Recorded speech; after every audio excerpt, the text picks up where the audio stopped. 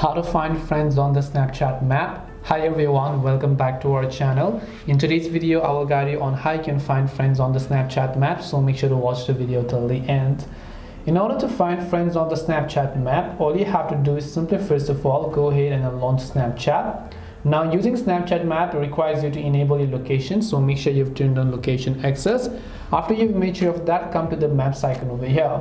Then right over here you will be able to see all of the friends, but keep in mind that you will only be able to find someone's location in Snapchat map if they have enabled it. For example, you have to go to this gear icon over here. They have to basically turn on this my friends option and turn off ghost mode, and only then you will be able to see their specific location in this case, and then you'll be able to find them accordingly. You can just tap the friends option from the bottom right as well to view all of your friends in Snapchat map.